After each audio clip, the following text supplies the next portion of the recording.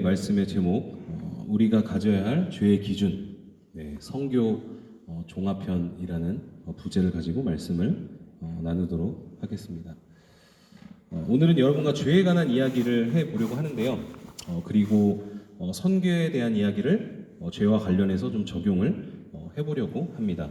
거의 한 달 동안을 저희가 온라인으로 예배를 드렸는데요. 그러다 보니까 여러분들이 참석을 잘 하시긴 했지만 들쑥날쑥 하셔서 제가 연속해서 이제 12월 말부터 또 신년 예배를 비롯해서 그때 했던 이제 선교에 관한 시리즈 설교를 제가 했잖아요. 그런데 들으신 분들도 있고 다 듣지 못하신 분들도 있을 거예요. 그래서 그 내용도 종합적으로 정리를 해보려고 합니다. 먼저 한번 질문을 드리고 시작하고 싶은데요. 여러분이 개인적으로 생각하는 죄의 기준은 무엇인가요? 나만의 죄의 기준. 쉽게 말해서 어떤 것은 괜찮고 어떤 것은 불편한지를 한번 생각해 보는 거예요. 잠깐 생각해 보세요. 내가 괜찮다고 여기는 거, 내가 조금 불편한 거, 이건 안 된다고 생각하는 거, 그런 기준이 있을 거라고요. 이것은 여러분 지극히 주관적일 수밖에 없어요. 우리는 같은 시대에 살아가고 있지만 각자 살아온 배경과 문화가 조금씩은 다르기 때문에 분명히 다른 죄의 기준을 가지고 있을 수밖에 없다는 뜻이죠. 예를 들어서 여러분, 고대 근동 시대에는요, 전쟁을 통해서 전쟁에서 승리를 하면 다른 나라의 어떤 그런 물품들을 약탈을 하고 상대를 죽이고 또 다른 민족의 아내를 빼앗아 오는 것에 대해서 아무런 죄책감이 없었어요. 그 시대에는 아무런 문제가 되지 않았습니다. 그러나 지금은 다르죠. 전혀 다른 기준을 우리가 가지고 있습니다. 제가 갑자기 여러분 앞에서 요즘 10대, 20대 분들이 사용하는 언어를 쓰기 시작한다면 어린 세대들은 공감을 하고 좋아할지는 모르겠지만 40대 이상의 분들은 목사로서의 품위가 없다면서 분명히 불편한 마음 혹은 정죄하는 마음이 드실 수밖에 없을 거예요. 제가 좀 연구를 해봤거든요. 요새 청소년들이 20대 초반 아이들이 어떤 말을 쓰냐, 킹 받는다 이런 말을 쓰더라고요. 알아요? 킹 받아. 킹정하는 부분이야. 이런 이야기를 해요. 도대체 무슨 말인지 저도 처음에 이해를 잘 못했지만 막 찾아보면서 요즘 쓰는 신조어라고 그렇게 이야기를 하더라고요. 홍신이 이런 거 좋아해? 킹 받는다? 열받으면? 잘 몰라요. 캐나다에 살다 보니까 잘 모르는 것 같아요. 어쩔 TV라는 말 알아요? 어쩔 TV? 어쩌라고 이런 말이래요. 그래서 다 말을 바꿔가지고 한다는 거예요. 10대, 20대 친구들이. 근데 제가 이런 언어를 계속 써서 여러분 앞에 설교를 한다고 한번 생각해 보세요. 여러분 어떨 것 같아요? 굉장히 불편하고 뭔가 좀 목사님 이상한데? 이렇게 정죄하는 마음이 들 수밖에 없다는 것이죠. 이처럼 우리의 개개인의 죄의 기준은 너무도 다릅니다. 누군가를 판단할 때, 누군가에 대해서 생각을 할 때 이 기준이 너무나 다르다는 거예요. 더 정확히 말하면 각자가 가지고 있는 도덕과 윤리의 수준이 너무도 다릅니다. 누구는 괜찮게 여기는 것도 누군가에게는 불편해요. 누군가는 안 된다고 생각하는 것도 누군가는 그 정도는 어때? 라고 생각할 수 있다는 것입니다. 자, 이번에는 명백히 현 시점에서 우리가 살고 있는 이 시대, 이 순간 속에서 우리가 동일하게 공감하고 인정할 수밖에 없는 죄의 영역에 대해서 한번 이야기를 해볼게요. 살인, 누구나 죄라고 인정하시죠? 강도, 사기, 현재 법적으로, 사회적으로 저촉이 되는 것들을 누군가가 저지르게 되면 모두 다 그것은 죄라고 확정적으로 인정을 하실 거예요. 이것은 사회적으로 국가가 정해놓은 법의 영역이기 때문에 당연히 우리는 이것이 죄라고 생각하고 넘어서는 안 되는 선이라고 평생을 교육받아 왔기 때문에 우리가 가지고 있는 그 교육받은 도덕과 윤리는 아주 명백하게 이 부분에 대해서는 인정을 하실 거예요. 이건 죄다. 이건 잘못된 거다. 이건 하나님 앞에서, 사람들 앞에서 해서는 안 되는 거다. 그런데 정글에 사시던 분들은 이런 것조차 이해를 할 수 없을 거예요. 소수민족들, 그쵸? 아마존, 정글에 사는 소수민족들은 그런 법을 따릅니까? 따르지 않습니다. 잘 모를 거예요. 자, 그러면 이제 우리에게 중요한 것이 있어요. 그렇다면 우리가 지키고 따라야 할 그리스도인으로서의 크리스찬으로서 죄의 기준은 무엇이 되어야 할까요? 이게 중요한 거거든요, 여러분. 세상이 어떻게 말하든지 누가 어떤 기준을 정해놨든지 요즘 죄의 어떤 기준의 트렌드가 어떻든지 상관없이 우리는 하나님이 기준이 된 그리스도인으로서의 죄의 기준이 명확하게 정리가 되어 있어야 한다는 것입니다. 이 부분을 공부해 보고 싶어요.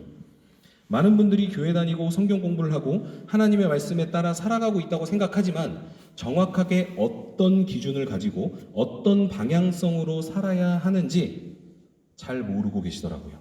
명확하지가 않아요. 그냥 뭐 살인 안 하고 강도 안 하고 사기 안 치고 난 불편하게 하지 않으면 의인 아니야? 괜찮은 거 아니야? 이렇게 생각을 해요. 도덕적으로 윤리적으로 거리끼지 않으면 괜찮은 거 아니야? 이 정도로만 생각을 해요. 크리스찬들도. 근데 그것은 너무 모호한 이야기죠, 여러분. 그냥 시대나 문화나 내가 교육받은 환경에 따라서 다 다르거든요. 그래서 한번 같이 정리를 해보려고 그래요. 이 시간을 통해서 우리가 원하는 내가 세워놓은 어떤 죄의 기준이 아니라 사회가 정해놓은 어떤 기준의 죄가 아니라 하나님께서 우리에게 원하시는 죄의 기준을 함께 배워보고 적용하는 시간을 가져보려고 합니다. 자, 오늘 본문 우리가 읽은 로마서 3장 말씀은요, 사도 바울의 독백 형태의 말씀으로서 바울 스스로가 질문을 하고 또 스스로 대답을 해요. 그러면서 우리에게 죄에 대해서, 율법에 대해서 가르쳐주고 있는 말씀이 기록되어 있어요. 로마서 3장 전체는요, 어떤 내용이 기록되어 있냐면 하나님의 의로움에 대해서, 그리고 반대로 온 인류의 보편적인 불의를 선언하는 말씀들이 기록되어져 있습니다. 인간들의 연약함, 인간들의 불의함, 인간들의 범죄함에 대해서 기록을 하고 있어요. 우리가 먼저 읽었던 10절과 12절의 말씀을 보면 이렇게 되어 있습니다. 다시 한번 읽어볼게요. 기록된 바 의인은 없나니 하나도 없으며, 여러분 이 세상에 의인이 하나도 없대요. 그냥 말씀 그대로. 그런데 사람들이 어떻게 살아가냐? 깨닫는 자도 없고 하나님을 찾는 자도 없답니다. 지난주 말씀 기억나시나요? 우리의 마음에 하나님을 두기를 싫어한다. 제가 그런 이야기를 했어요. 사람들이 하나님을 마음에 두기를 싫어한대요. 그 부분에 대해서 하나님이 굉장히 분노하시고 책망을 하신다. 그런 말씀을 가지고 제가 지난주에 나눴습니다. 비슷한 거죠? 하나님을 찾는 사람이 없어요. 하나님을 마음에 두고자 하는 사람이 이 시대에 없다라는 것입니다. 12절에 보니까 다 치우쳐 함께 무익하게 되고 선을 행하는 자는 없나니 하나도 없도다. 이 세상에 어떤 사람도 하나님의 율법의 기준 아래에서 의인으로 인정될 사람이 하나도 없음을 말씀하고 있습니다. 그리고 그런 사람들의 특징을 구체적으로 나열을 하고 있는데요. 사람들은 깨닫지도 못하고 하나님을 찾지도 않고 선을 행하는 자는 하나도 없다고, 굉장히 어떻게 보면 절망적인 메시지를 우리들에게 던져주고 있어요. 제가 이어지는 이제 13절에서 19절까지의 말씀은 길어서 여러분과 같이 읽지 않았습니다. 생략을 했는데요. 이 부분의 말씀들은 연장선이에요. 모두 인간들이 이 세상에 살면서 행하는 더럽고 음란한 죄들을 구체적으로 나열하는 말씀이 기록되어 있습니다. 어떻게 너희들은 악만 생각하고 살아가니?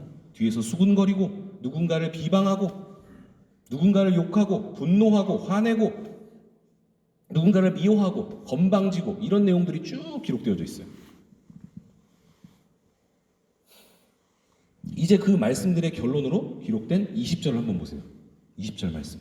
그러므로 율법의 행위로 그의 앞에 하나님 앞에서 의롭다 하심을 얻을 육체가 없나니 율법으로는 죄를 깨달음이라 라고 되어 있어요. 무슨 뜻이죠, 여러분? 누구도 율법의 행위를 다 지켜서 하나님 앞에서 의롭다고 인정을 받을 수 있는 사람이 없다는 뜻입니다. 그리고 하나님께서 주신 율법을 통해 우리의 죄와 연약함을 깨달을 수 있음을 알려주고 있어요. 많은 분들이 이런 생각을 해요. 나는 깨끗하게 살아가고 있다. 나는 크리스찬답게 살아가고 있다. 나는 누구누구보다, 남보다 괜찮다. 이런 생각을 많이 해요. 그런데 아주 커다란 착각이고 커다란 교만입니다, 여러분.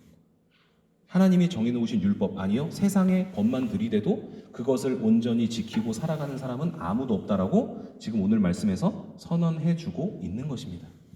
이어지는 23절과 24절 말씀도 한번 볼게요. 똑같은 말씀이 반복적으로 기록되어 있어요. 모든 사람이 죄를 범하였음에 하나님의 영광에 이르지 못하더니. 24절이요?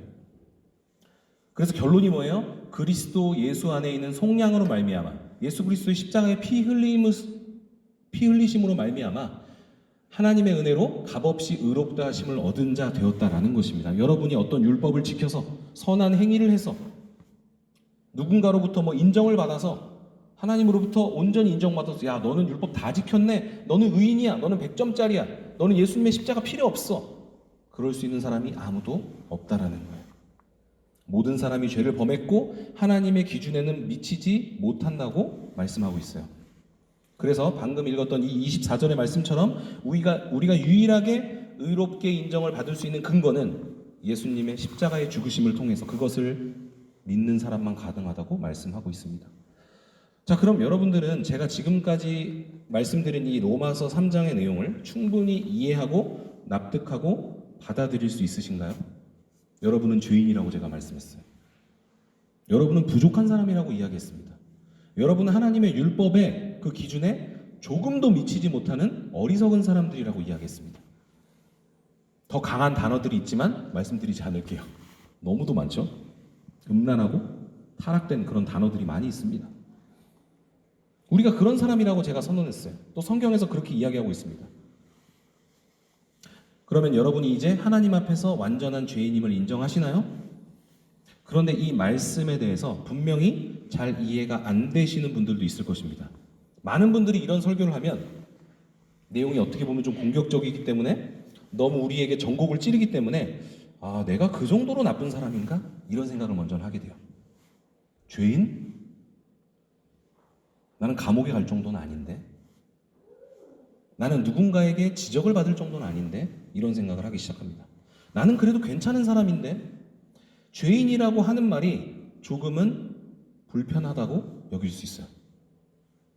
여러분, 그리고요, 교회 다니는 사람들조차 이런 불편함을 느낀다고 해요. 그리고 그러면 하나님을 믿지 않는 사람들은 어떨까요? 교회 다니지 않는 사람들, 세상 사람들, 이 사람들은요, 이 말씀을 굉장히 불쾌하게 여긴다고 합니다, 여러분. 그래서 이와 관련된 글을 제가 하나 이제 발췌해 왔는데 한번 읽어드려 볼게요. 한번 들어보십시오. 하나님을 섬기지 않는 사람들은 이 말씀을 불쾌하게 여길 것이다. 크리스찬들도 똑같이 불쾌하게 여기는 사람도 있어요. 그러나 냉정하게 판단한다면 진정한 의인은 하나도 없다는 것은 그저 삶의 경험만으로도 충분하게 검증되는 사실이다. 아무리 좋아 보이는 사람도 오랜 시간 같이 지내다 보면 그에게서 이기심과 연약함, 심지어 악함을 쉽게 발견할 수 있다. 어떤 사람이 의롭다고 말하는 것은 상대적인 판단일 뿐이다. 너무 중요한 이야기 같아요. 어떤 사람이 의롭다고 말하는 것은 상대적인 판단일 뿐이다. 세상에서 가장 의롭다고 하는 것은 다른 모든 사람에 비해서 의로운 것이지 하나님 앞에서 한 점 부끄러움도 없이 의로운 것이 아니다. 그래서 모든 사람에게 하나님의 은혜가 필요하다. 이 사실을 인정한다면 소망이 있다. 자신을 보면서 실망할 필요가 없다. 사람은 믿고 의지할 대상이 아니다. 단지 사랑해야 할 영혼일 뿐이다. 우리 자신도 마찬가지다. 이런 글을 제가 좀 읽어드렸습니다. 이 글을 읽으면서 마음에 와닿는 좀 그런 문장이 있었는데, 어떤 사람이 의롭다고 말하는 것은 상대적인 판단일 뿐이다. 난 누구보다는 나아. 난 저 정도 나쁜 사람은 아니야. 이런 이야기를 많이 한다는 거예요. 또 세상에서 가장 의롭다게 하는 것은요, 다른 사람들에 비해서 의로운 것이지 하나님 앞에서 한 점 부끄러움이 없는 그런 의로움이 아니다라는 것입니다. 여러분 이해되시죠? 제가 드리고 있는 이 말씀이 로마서 3장에서 말씀하는 것과 동일합니다. 자, 지금까지 우리가 어떤 사람인지 어떤 존재인지를 명확하게 배웠고 정리를 해보았어요. 우리는 모두 하나님의 기준에 미치지 못하는 죄인들이고 절대로 온전히 그 하나님의 율법을 지킬 수 없는 부족한 사람들입니다. 몇 가지만 던져봐도 바로 나와요. 마음속으로 누군가를 미워하면 돼요, 안 돼요? 안 되잖아요, 그렇죠? 마음속으로 누구 미워한 적 없으신 분 있으십니까? 없을 거예요. 벌써 끝입니다. 벌써 끝입니다. 부모를 공경하라는 그런 율법이 있잖아요, 그렇죠? 부모를 우리가 늘 공경하나요? 무시할 때도 있고 화를 낼 때도 있고 부모님한테 소리 지를 때도 있고요. 여러분도 부모로서 자녀들한테 당하잖아요, 똑같이. 그렇죠? 공경 받습니까? 그럴 수 없어요, 여러분. 사람은 다 연약하고 부족한 죄인에 불과해요. 율법을 온전히 지킬 수 없다라는 뜻입니다. 그래서 우리는 더더욱 예수님이 필요하고 그분의 십자가를 의지해야 하는 것이죠. 이처럼 우리와 같은 사람들을 크리스찬이라고 부릅니다.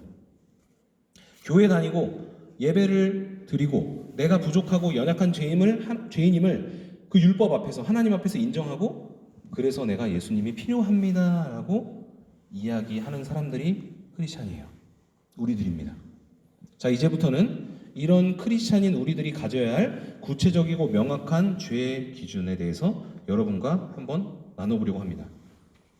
자, 다시 한번 질문 드릴게요. 여러분은 어떤 기준을 가지고 죄라고 판단하고 혹은 괜찮은 것이라고 판단을 하시나요? 결론부터 말씀드리면 우리가 가져야 할 죄의 기준은 하나님의 말씀에 따라 거룩하게 살아가는 방향성이 되어야 합니다. 우리의 죄의 기준은 무엇이 되어야 하냐? 하나님의 말씀에 따라 거룩하게 살아가는 방향성. 거룩하게 살아내는 것이 아닙니다, 여러분. 거룩하게 살아가는 방향성입니다. 살아내라고 하면은 누가 어떻게 살아내요? 할 수가 없어요, 우리. 율법 다 지켜. 율법 80점은 맞아야 돼. 율법 70점은 맞아야 돼. 그러면 할 수가 없어요. 근데 그 거룩해지려고 하는 방향성이 기준이 되면은요, 그거는 가능한 거예요. 누구는 아직 미성숙하고 누구는 조금 더 성숙하고 조금 더 많이 성숙하고 차이가 있을 수 있겠죠? 그렇죠? 수준의 차이가. 그러나 하나님이 보실 때는 어떻죠? 거룩함을 향해 나아가고 있기 때문에 그것은 너무나 잘하고 있는 것이죠, 여러분. 크리스찬이 그런 방향성을 가져야 한다는 거예요. 제가 인트로에서 이야기했던 도덕과 윤리가 기준이 되는 그런 삶과 사회적으로 정해져 있는 그런 법은요, 우리가 지키는 것이 너무도 당연하기 때문에 더 이상 이야기할 필요는 없을 것 같아요. 그렇죠? 그건 당연히 지켜야죠. 그렇죠? 교통법규를 지키고 누군가에게 해를 가하지 않고 남의 것을 빼앗지 않고 그런 것들 너무도 당연한 거니까요. 크리스찬으로서 저는 크리스찬은요, 하나님을 믿는 사람은 이보다 더 높은 수준의 죄에 대한 엄격한 기준이 있어야 한다고 생각을 해요. 자, 몇 가지 예를 한번 들어보도록 하겠습니다. 1번 거짓말. 거짓말 하시죠, 여러분? 마음속으로 미워하는 마음. 거짓말은 걸리지 않을 수도 있고요. 마음속으로 미워하면 상대방이 알 수도 없습니다.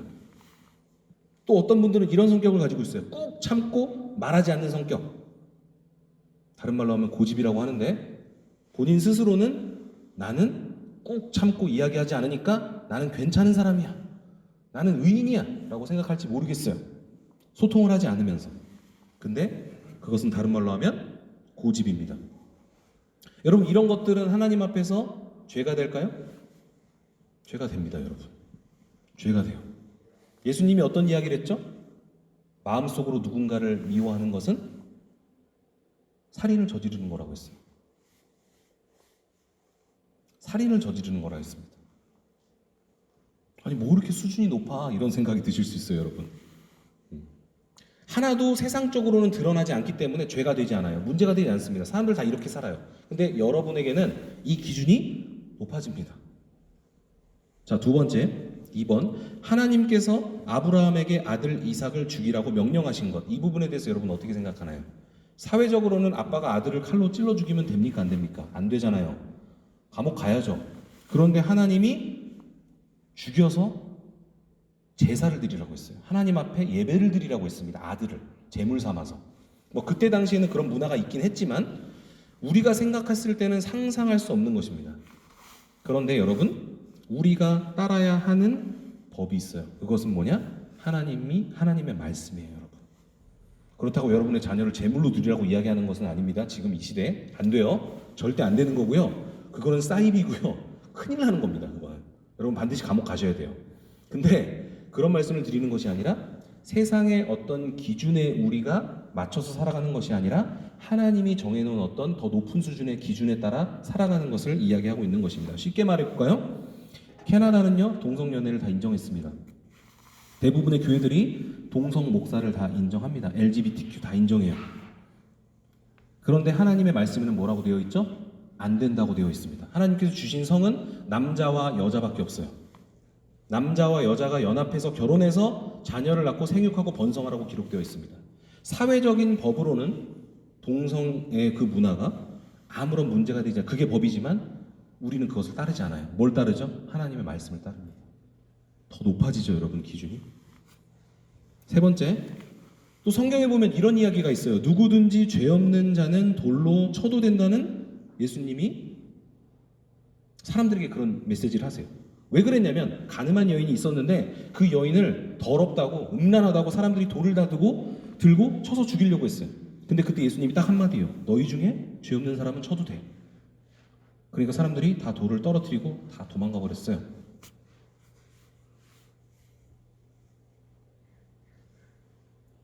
우리들의 수준을 보여주는 것입니다. 우리는 언제든지 돌로 칠 준비가 되어져 있는 사람들이에요. 나는 저런 나쁜 사람은 아니야. 그렇죠? 나는 저 정도의 더러운 사람은 아니야 하면서 누군가를 판단하고 정죄하고 돌을 던질 준비를 하고 있는 사람들이 바로 우리들이라는 것입니다. 다각도로 여러분에게 죄에 대해서 적용을 해보시도록 제가 예화를 들어드리는 거예요. 또 그 다음은 아까 말씀드렸던 것과 이제 일맥상통한 건데 예수님은 마음으로 누군가를 미워하는 것도 살인이라고 말씀하셨다는 거예요. 그래서 여러분이 마음속으로 누군가를 욕하고 누군가를 뒷담화하고 또 그 사람이 없을 때 누군가와 수근수근 하는 거 뭐 그거 갖다가 우리가 뭐 경찰이 옵니까? 감옥에 갑니까? 아무런 문제가 되지 않죠. 물론 명예훼손이라는 것도 있긴 한데 거의 뭐 걸리기가 힘들어요. 마음속으로 생각하는데 뭐 명예훼손 걸릴 수 있습니까? 할 수가 없겠죠. 어디다 막 글로 쓰지 않는 이상. 그런데 이런 것도 누군가에게 엄청난 상처와 아픔을 줄 수 있는 살인이라고 말씀하고 계십니다. 자, 더 수준을 높여볼게요. 더 수준을 높여볼게요. 아프가니스탄 난민, 시리아 난민의 소식에 여러분 관심 있습니까? 그들은 지금도 세상 곳곳을 떠돌아다니면서 바다를 건너서 목숨을 거는 그런 여행을 하고 있습니다. 그들이 어딘가에서 그냥 죽는 뉴스들이 계속 쏟아져 나와요. 그렇죠?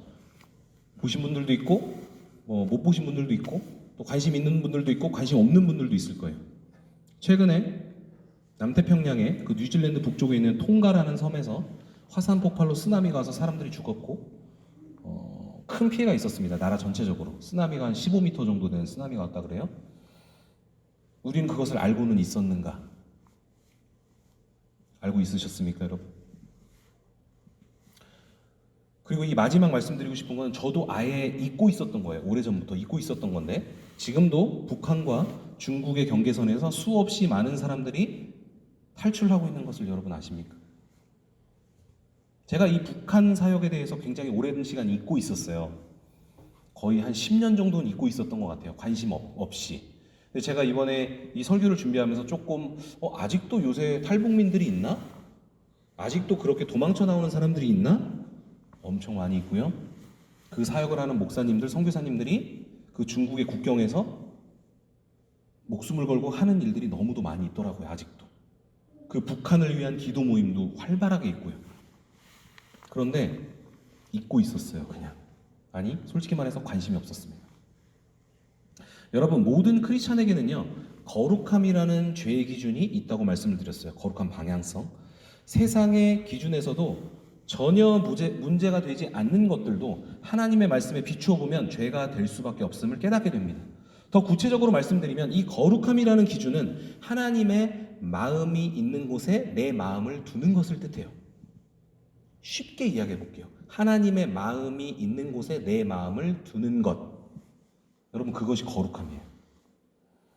하나님이 아파하시고 관심 갖는 사람들과 영역들에 우리도 공감하고 함께 기도하는 것을 뜻합니다. 그게 거룩함이에요, 여러분. 반대로 말하면 우리가 관심 갖지 않고 모르고 있는 것도 하나님 앞에서는 거룩한 것이 아니고 죄가 될 수 있다는 뜻입니다, 여러분. 될 수가 있는 게 아니라 죄가 되는 거예요. 제가 1월 첫 주에 정의란 무엇인가라는 주제로 설교를 했었어요. 정의의 반대말을 많은 사람들이 인색함이라고 해석을 합니다. 난 그냥 조금 인색해. 난 조금 부족해서 누군가를 돕지 못해. 나누지 못해. 라고 이야기를 해요. 그런데 분명히 정의의 반대말은 불이라고 제가 말씀을 드렸어요. 이 세상에서 벌어지는 불공정한 일들에 대해서 우리가 침묵하고 모른 척하는 것은 인색함이 아니라 죄라는 것을 말씀드렸어요. 여러분, 누가 불공정하고 억울한 일에 노출될 가능성이 높다고 했습니까? 고아와 과부와 나그네라 그랬어요. 그렇죠? 성경에서 수도 없이 반복하고 있잖아요. 이 사람들은요, 사회적인 약자로서 누구에게도 보호받지 못하고 억울한 상황에 노출될 가능성이 높은 사람들이죠. 그래서 이들은 날마다 신음하고 눈물 흘리고 또 아프거나 억울한 상황 속에서 죽어갈 수 있다는 뜻이에요. 여러분, 누가 이런 것들을 바로잡아야 한다라고 말씀드렸습니까? 크리스찬들이 앞장서야 한다라고 말씀드렸습니다. 그렇게 하지 않으면 아무도 하지 않아요. 아무도 하지 않아요. 그렇게 하지 않으면 여러분의 자녀와 똑같은 어린이들, 청소년들이 어딘가에 팔려가고 억울하게 버려지고 죽임을 당하는 일들이 계속해서 끝도 없이 벌어지게 될 거예요. 우리는 그냥 눈 감으면 모르지만, 우리는 관심이 없지만 그런 일들이 계속해서 일어나고 있다라는 것입니다.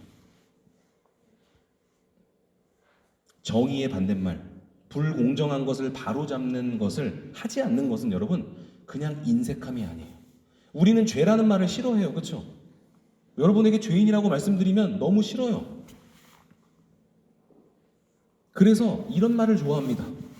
설교를 할 때도 순화하는 방법이 있거든요. 저희가 대학원 다닐 때 다 배워요. 너무 공격적으로 설교하지 말라고.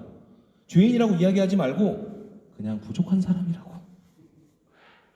여러분 잘하고 계신데 그냥 조금 부족한 사람이라고, 조금 연약한 사람이라고. 그러면 마음이 편안해요. 받아들일 때. 그렇죠?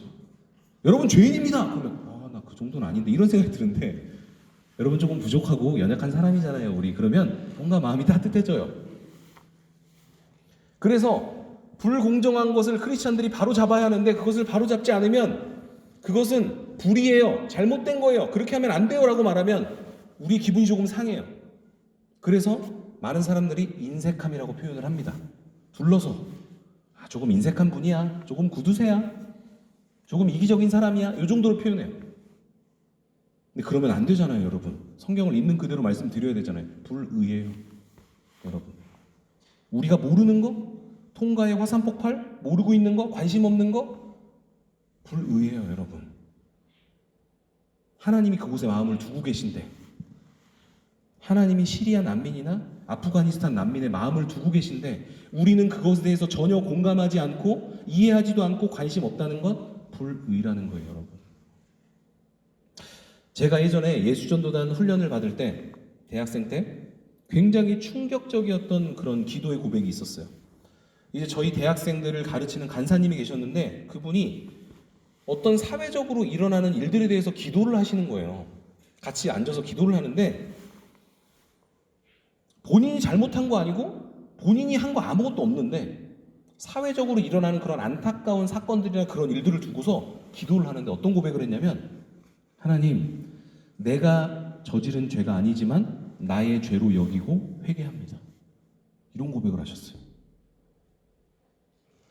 내가 살고 있는 이 지역에 누군가가 굶어 죽고 있는 것에 대해서, 그런 뉴스를 접한 거에 대해서 나의 죄로 알고 내가 관심이 없었기 때문에, 내가 그것에 대해서 공감하지 않았기 때문에 제가 회개합니다라는 그런 고백을 하시더라고요. 저는 너무 충격적이었어요. 그 기도의 고백이 내 마음을 막 저리게 했습니다. 와, 이것이 크리스찬의 삶이구나. 이것이 진정한 거룩함으로 나아가는 삶이구나 라는 생각을 하게 됐어요. 그럼 말씀을 마무리할게요. 오늘까지만 선교에 대한 이야기, 여러분에게 불편함을 주었던 이야기를 제가 마무리하려고 합니다. 제가 매년 초에만 이 선교에 관한 설교를 계속해서 하는데요. 선교헌금 작정이 있어서 여러분에게 독려를 하기 위해서 하는 것도 있고요. 또 이때 몰아서 한번 하고 또 2월, 3월, 4월에는 좀 따뜻한 설교하고 또 여름에 되면 또 도전적인 설교하고 나름의 어떤 사이클이 있어요. 저에게는. 그래서 계속해서 불편함을 드렸던 부분 알고 있습니다. 이제 끝내려고 해요. 이런 설교의 내용이 제가 정말 마음에 혼신을 담아서 더 준비를 했거든요. 아시는 분들도 계시겠지만 제가 선교사의 비전이 원래 오래전부터 있어요. 저는 목회를 하거나 목양을 하는 것을 별로 원하지 않습니다. 지금도 그래요. 하나님이 여기 보내셔서 하고 있지만 저는 궁극적으로는 선교사로 나가고 싶습니다. 그래서 이 선교라는 단어만 생각하면 어떤 지구상에서 일어나는 어려운 일들만 보면 견딜 수가 없어요. 하나님 그런 마음을 주신 것 같아요. 그래서 가야 될 것 같고요. 계속 이 아름다운 캐나다에서 많은 것들을 누리며 사는 것이 힘들 때가 많이 있어요. 저는 저희 아내는 저만 가라고 계속 이야기하긴 하는데 힘들 때가 있어요. 그러면은 캐나다를 베이스로 두고 당신이 여기도 가고 저기도 가면 되겠다. 그런 이야기를 많이 해요. 그래서 혼신을 다해서 준비를 했는데 이 설교들을 지난 한 달 동안 만나서 예배를 우리가 못하다 보니까 좀 정확하게 전달이 안 됐을 거예요. 온라인으로 계속 설교했잖아요. 또 많은 분들이 참여 못했고. 그래서 너무 아쉬움이 있어서 오늘 한 번 더 말씀을 드렸고요. 제가 드리고 싶은 말씀은 최소한 우리가 직접 가서 누군가를 케어하고 돕지는 못하지만 아주 작은 재정이라도 떼어서 보내고 후원할 수 있는 그런 크리스찬은 되어야 한다라는 말씀을 드리고 싶어요.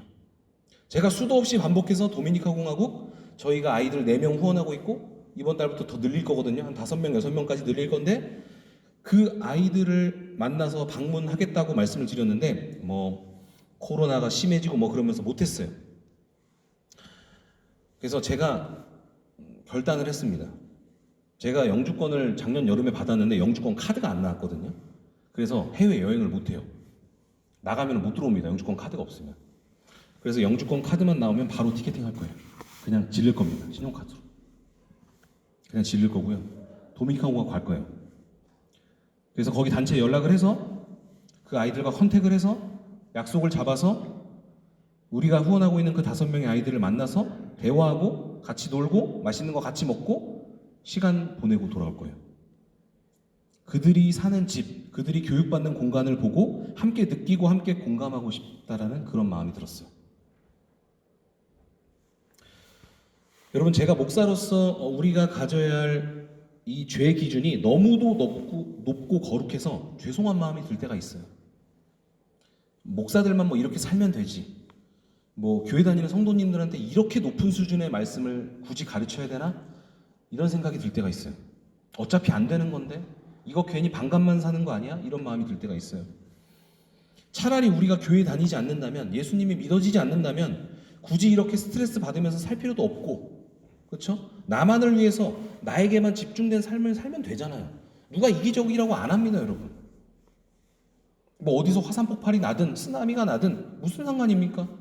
우리만 좋은 차 타고 좋은 거 먹고 좋은 환경에서 교육받고 우리 애들 좋은 대학 가고 좋은 직장 가서 그렇게 남부럽지 않게 살면 되는 거죠. 다 그렇게 사는데 우리도 그렇게 살면 편하잖아요. 그런데 여러분 안에 하나님이 계시잖아요. 여러분 안에 성령 하나님이 계시잖아요.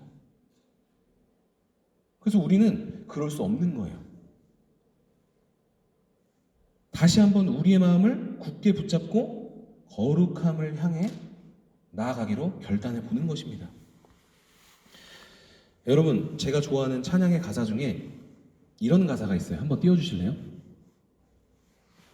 제가 직접 불러드리면 더 좋을 것 같은데 다음 주에 한번 같이 찬양해 보는 것으로 하고, 이런 가사가 있어요.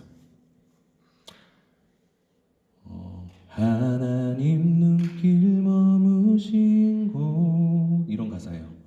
그곳에 내 눈 머물고 하나님 손길 닿으신 곳, 그곳에 내 손 닿으리.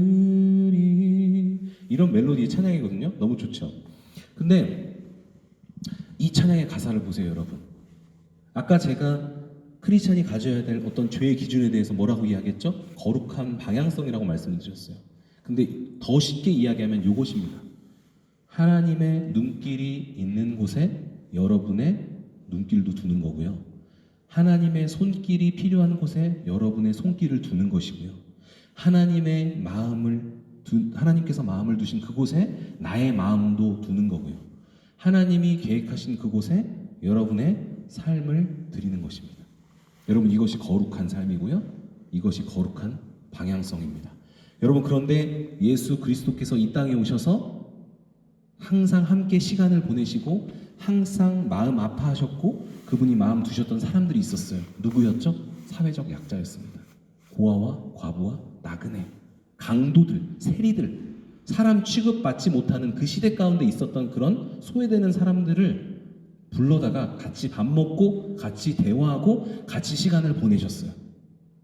그런데 우리는 어떻게 보면 너무나 고급 크리스찬이에요. 우리는 너무나 화려한 교회 생활을 하고 있는지 모르겠어요. 이 찬양의 가사와 같이 여러분도 예수님을 닮아가는 삶으로 나아가게 되기를 소원합니다. 그것이 거룩한 삶이고 우리가 가져야 할 분명하고 명백한 죄의 기준입니다, 여러분. 그래서 오늘 나가시면서 아직 성교원금 작정 안 하신 분들은 꼭 해주시면 좋을 것 같아요. 다음 주까지 할 거거든요. 다음 주까지 하고 이제 마무리할 것입니다. 그래서 이때 작정하지 않으시면 작정할 수가 없어요. 그래서 작정해 주시고 기도로 또 재정으로 후원을 해 주시면 좋을 것 같습니다. 우리 말씀을 생각하면서 같이 기도했으면 좋겠어요. 여러분의 죄의 기준을 하나님 앞에 한번 올려드리는 시간입니다. 여러분, 우리가 하나님 앞에서 정말 많이 타협하면서 살았을 것입니다. 뭐 이 정도는 괜찮지 않아? 우리가 그렇게까지 해야 돼? 이런 마음이 많이 있었을 거예요. 그런데 여러분 삶에 하나님 앞에서 거룩하지 않다고 여겨지는 것들을 지금 이 시간 제거하는 그런 기도를 했으면 좋겠어요. 여러분 다 아실 거예요. 그냥 윤리적으로 도덕적으로 어떤 사회적인 법으로 제거하자고 말씀드리는 것이 아니에요. 그건 당연한 거고요. 그걸 넘어서서 하나님의 말씀에 비춰봤을 때 거룩함에 반대되는 것이 있지는 않은지,